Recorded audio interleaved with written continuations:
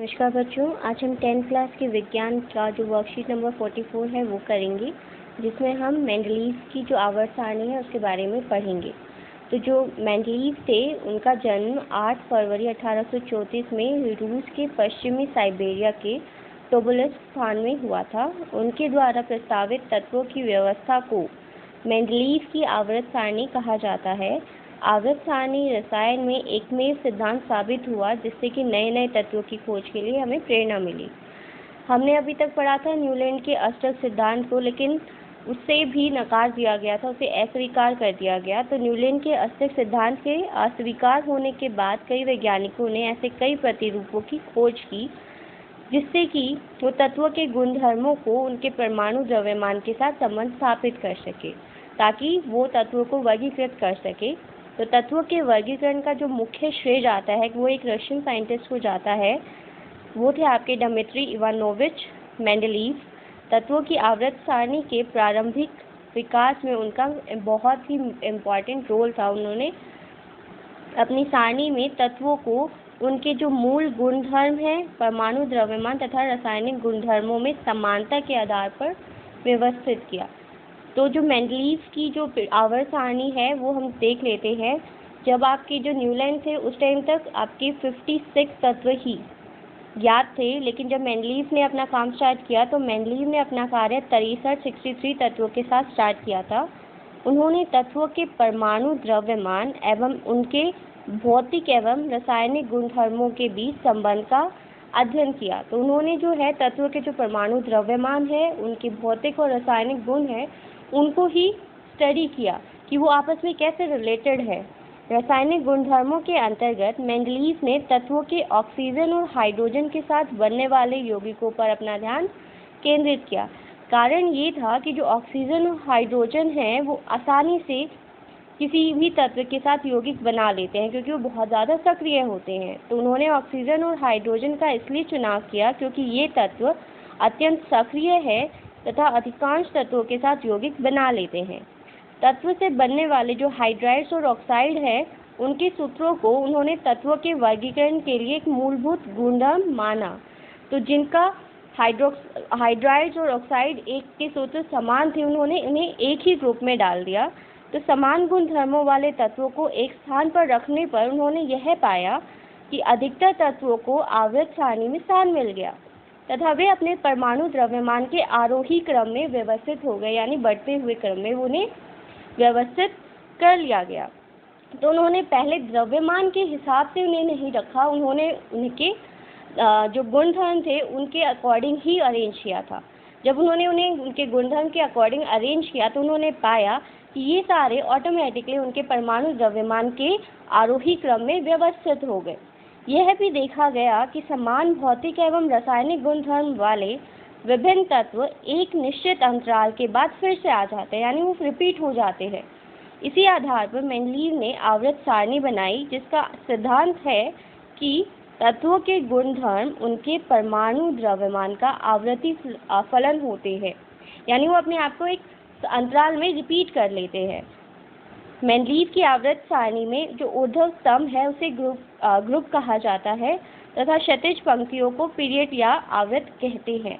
तो जो आपके ऊर्ध्व स्तंभ है, यानी ये वाले 1 2 3 4 5 6 7 8, इन्हें कहा जाता है ग्रुप या फिर समूह।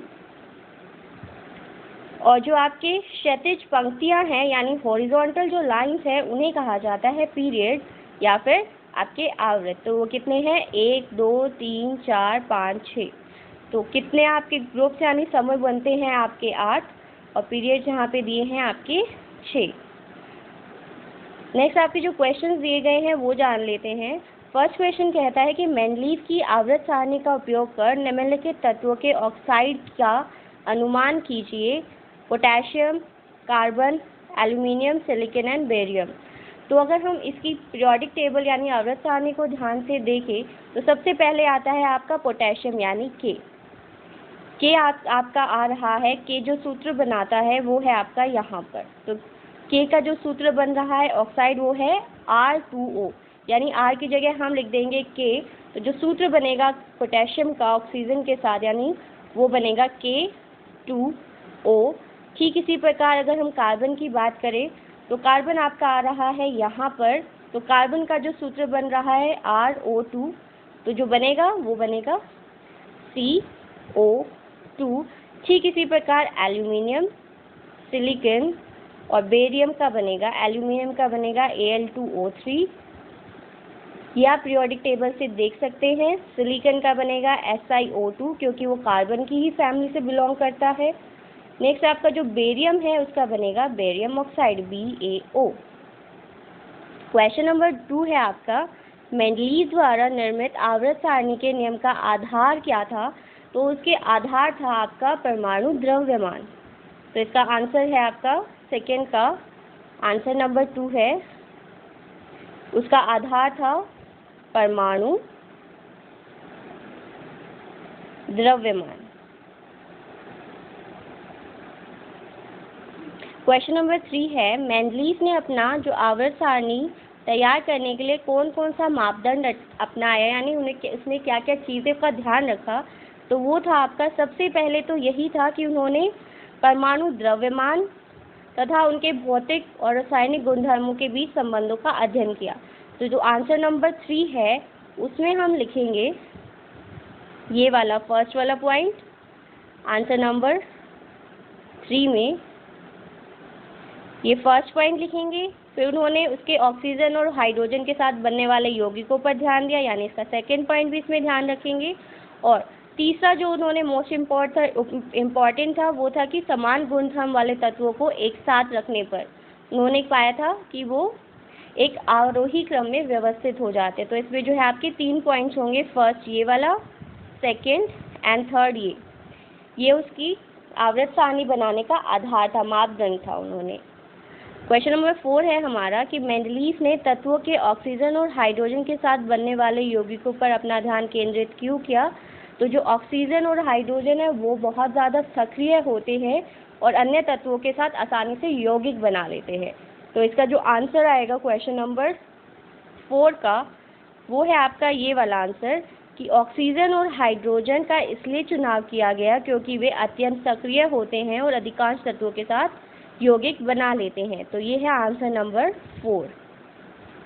क्वेश्चन नंबर 5 है आपका, वाक्य पूरा कीजिए। मेंडलीव की जो आवर्त सारणी में ऊर्ध्व स्तंभ यानी जो वर्टिकल है लाइंस, उनको क्या कहा जाता है? तो ये ऊर्ध्व स्तंभ है, इन्हें कहा जाता है आपका समूह, फर्स्ट में आएगा समूह। और जो क्षैतिज पंक्तियाँ यानी जो हॉरिजॉन्टल लाइंस है उन्हें कहा जाता है आवर्त या पीरियड। ये है आपके आंसर नंबर 5 में। आई होप आपको ये वर्कशीट अच्छे से समझ आ गई होगी। Thank you.